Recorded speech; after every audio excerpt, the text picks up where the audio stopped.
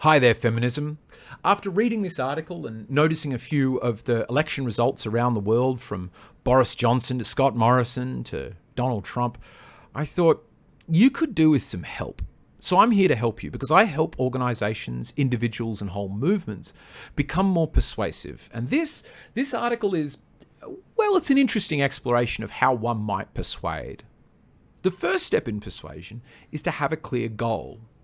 Is the point of this article, Feminism, maybe you could help me with this with some comments below, is the point of this to get people to hate men more? Is that the main goal? I'm not clear on it, and if you could help me, that would be fantastic, because then I would obviously have the next question of why? Why would you want to hate men?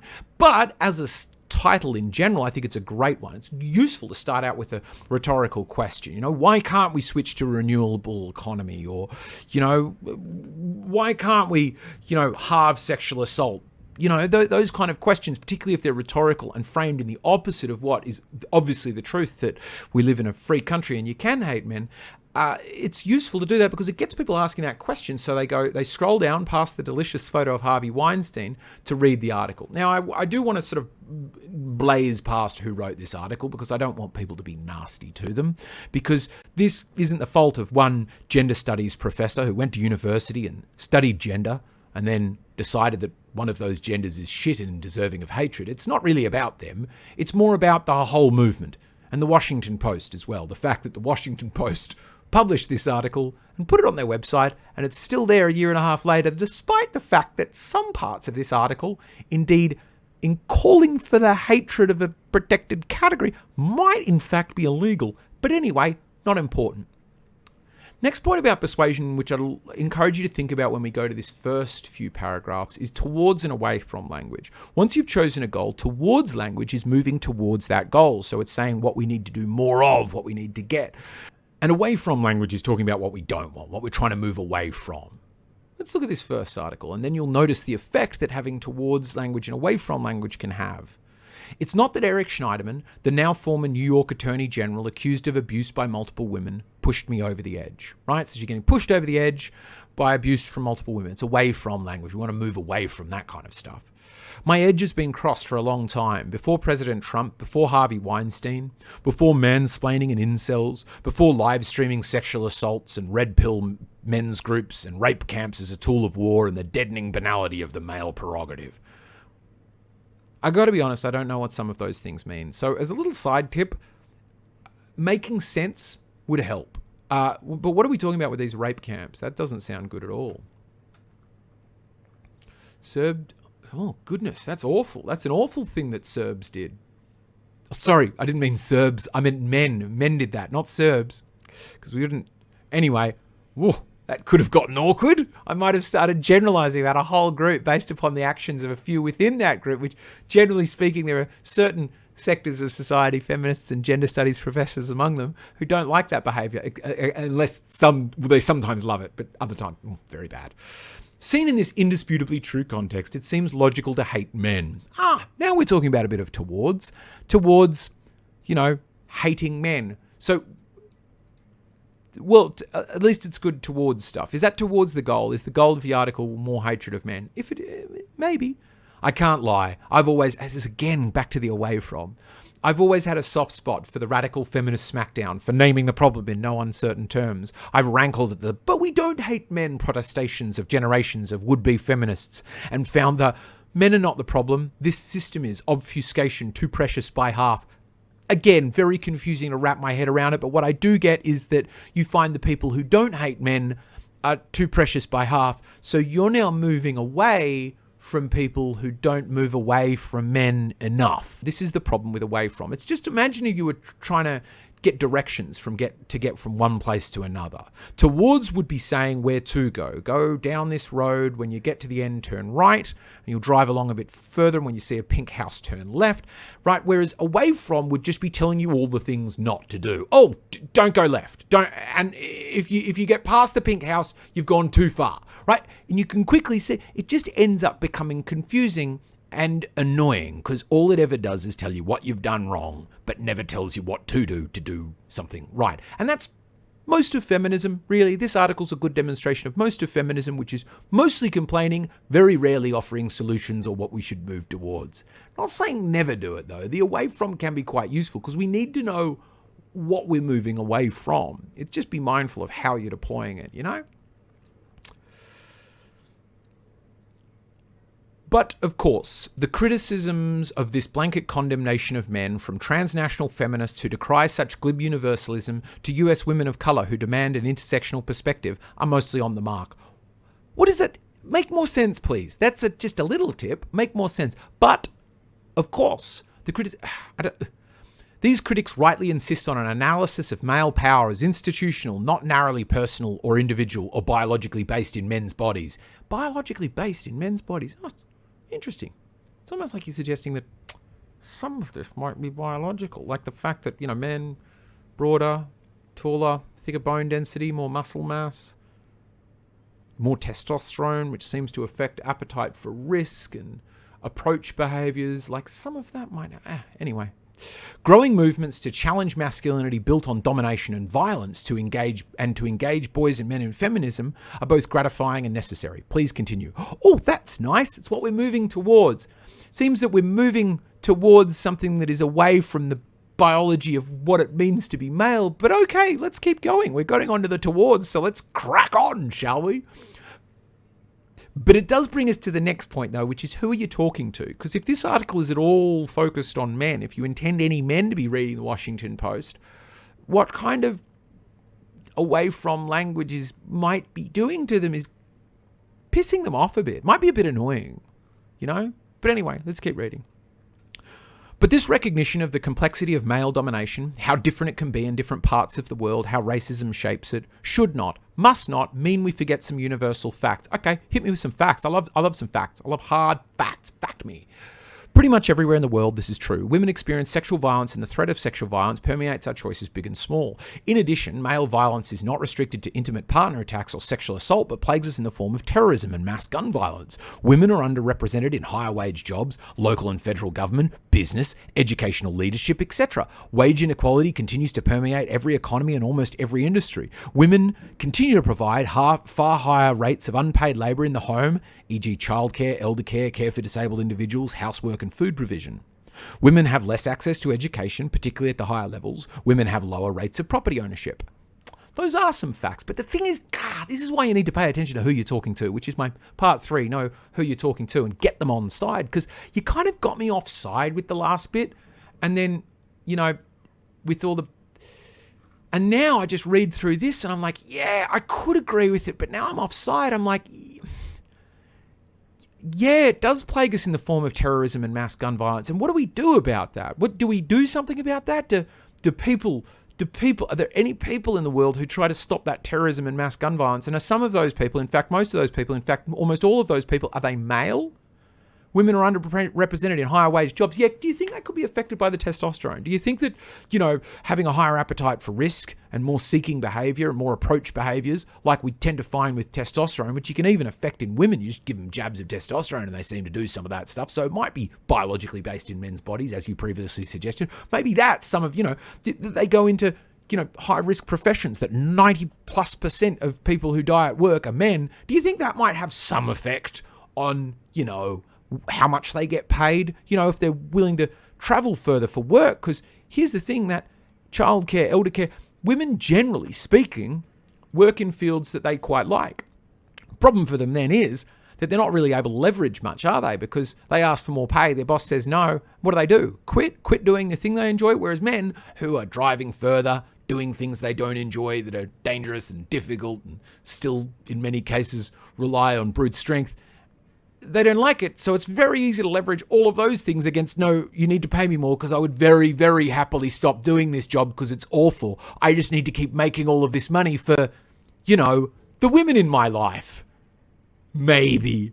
I don't know, maybe making more sense feminism would help. But then just, not getting your audience offside so much that they pick through all of these things and go, do women have less access to education? Or do, in fact, they have more access to education at lower levels but seem to voluntarily drop out later on? I don't know. I don't even know if that's a fact. It sounds good, though. But notice how easy it would be to believe that if you're already offside. You just want to immediately discard the things I say, just as you are right now. So why don't I show you the opposite? Let's look at the opposite, where I get you onside.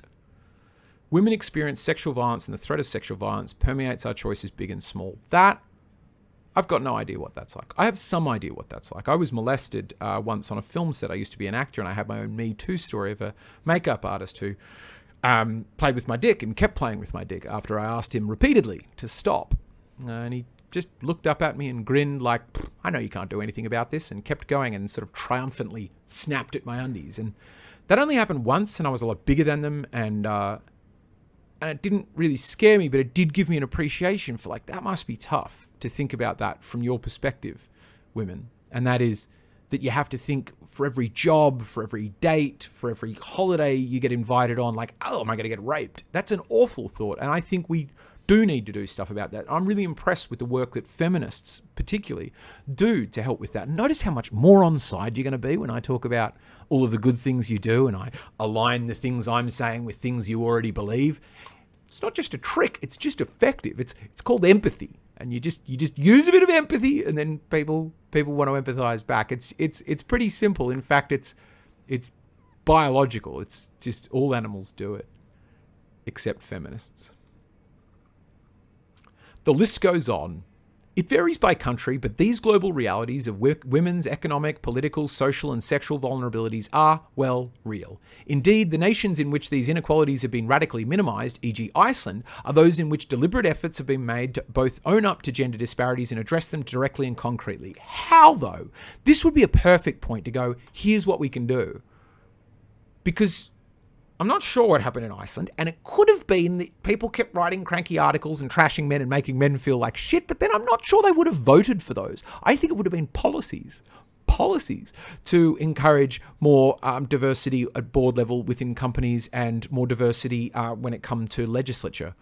The Parliament was more predominantly female, and that seemed to affect some other things. But I mean, it could have been done by making people feel like shit. I don't know. What do I know about that kind of stuff? So, in this moment, here in the land of legislatively legitimated toxic masculinity, is it really so illogical to hate men? No, not really. Not if you've been to university to study how shit men are because you've been taught by a gender studies professor who writes articles about how shit men are. Seems very logical to hate men.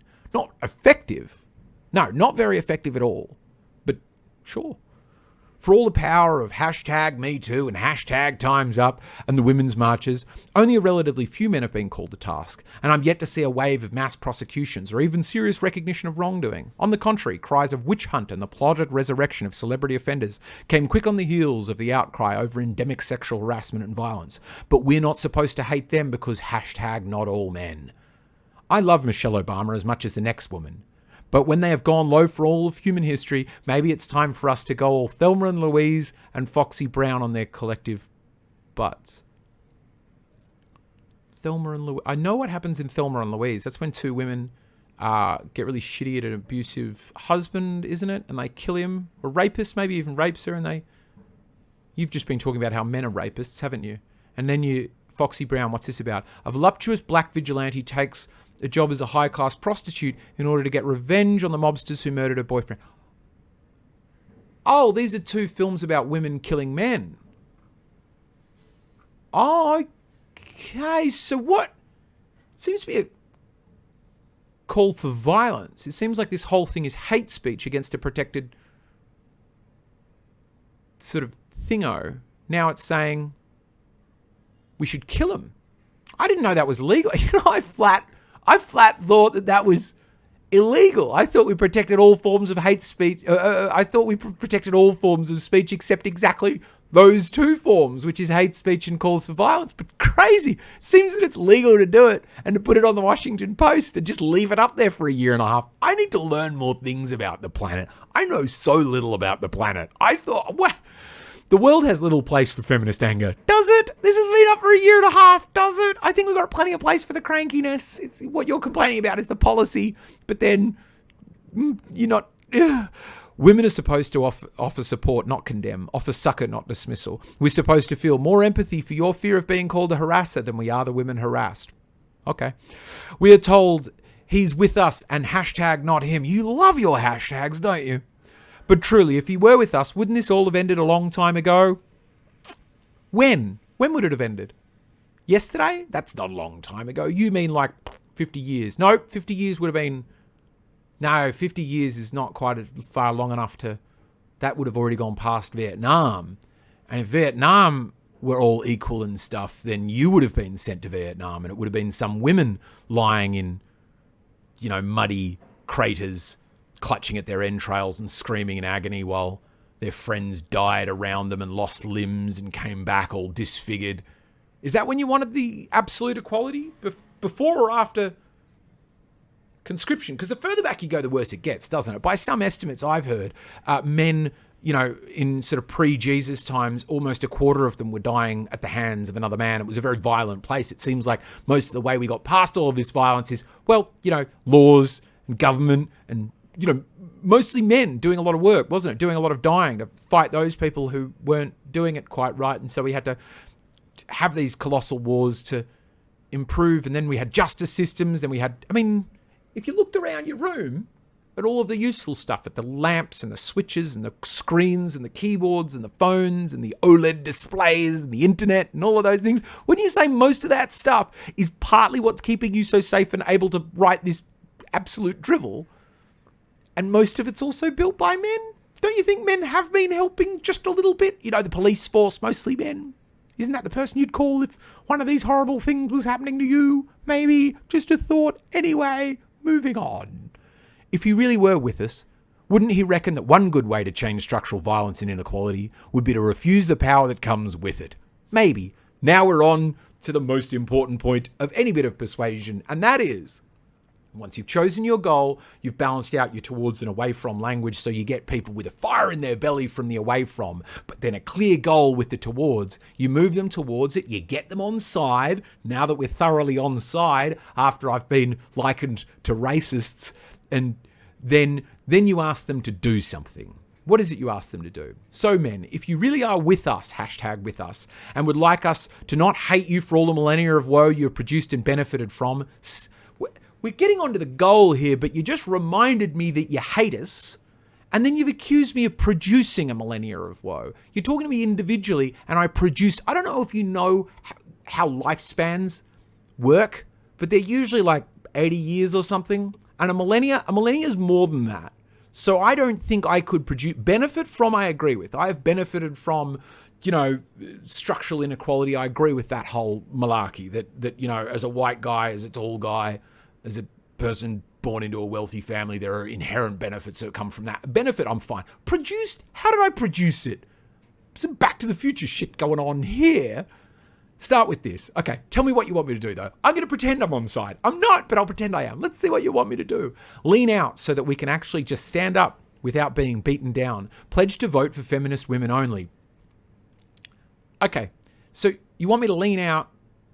I don't know what that means, but now you're giving me clarification on what that means by saying pledge to vote for feminist women only. So don't check what their policies are. Don't vote for policies that might, improve the economy or, I care a bit about prison reform because I think the way we treat criminals actually increases criminality in society. And I don't notice much of a feminist position one way or the other on harsher sentencing guidelines or better rehabilitation. I don't hear much about that, but I just got to ignore what people are saying on that front and just vote for them because they say they're a feminist. A little bit like people do in conservative Christian land, right? Doesn't matter what their actual position is. If they say, I'm a Christian, you just got to vote for them. Okay, fine. I'm going to vote for feminist women only. I'm going to ignore half of the candidates because they've got the wrong genitalia, and then I'm going to ignore more of the other candidates because they're not feminists. Okay, don't run for office. Oh, now I'm not the kind of person that would run for office normally. What is the kind of person that would run for office? I imagine they'd made it a bit of their life's work to get in a position of power. But you want us to not be in charge of anything. Okay, so how does that work? I'm not in charge of, like, if I were, a janitor at a mall, to use your Americanisms, Washington Post, and I was a good janitor, and somebody said, you're a team leader, I've got to go, nope, no. So now you've got fewer people that agree with you in positions of power because they keep denying themselves power and ruining their life in the process. Because what you typically lose with power is A, the ability to influence, and B, the ability to extract an income from it. And that's kind of important, isn't it? To be, able to feed yourself. So you want us to damage our own life, step away from the power, because you got this. Do you though? Because here's the thing. A, nobody would ever do that. There is nobody considering running for office who's going to read this and go, actually, I just won't. And you kind of want to hope that they won't, because if they did, it would be a really bad thing. Because then all of the people who agree with you aren't in positions of power. So there's fewer people able to make decisions who are going to make the decisions that you want them to. So you've asked them to do something that nobody would do, but that's a good thing because it would be terrible if they did. This is the dumbest call to action I've ever heard. This is amongst the stupidest things I've ever imagined. And it's so insulting, isn't it? I would be so annoyed if I was a woman reading this going, oh, so you're kind of suggesting that I will never amount to anything in life until men just give up and lie down. Just do nothing with their lives. Great. Thanks a lot for buoying me up and being so certain of my ability to self-actualize that you just asked everybody to not run in the race so that I could get a gold medal. Okie dokie.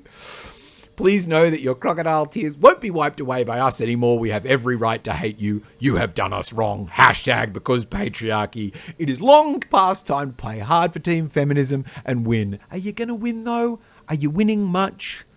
Or is this whole article a great demonstration of why you aren't and you won't? Because you get people offside, you don't have a clear goal, and you've really got very, very stupid requests. I mean, it could have been so simple. Just a simple request to go, we need to change the way we deal with sexual violence. You could have been so many ways you could have gone about it. But this, as a thing that could make persuasion a useful, thing to learn about for anybody else watching this, is have a clear goal. Use that away and towards mindfully, so you're not immediately starting to talk about the away when you're getting towards the towards bit of the asking a specific group of people, a group of people you've chosen and gotten on side to do a very clear thing, ideally a small thing that they're probably going to want to agree with doing anyway, so that they become your friend. So feminism, that's my tip for you. Have a crack at it, see how it goes.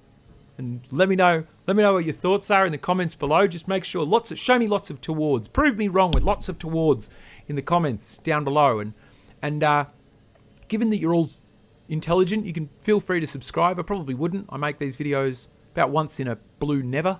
So catch you around sometime, I guess. Maybe. Probably not.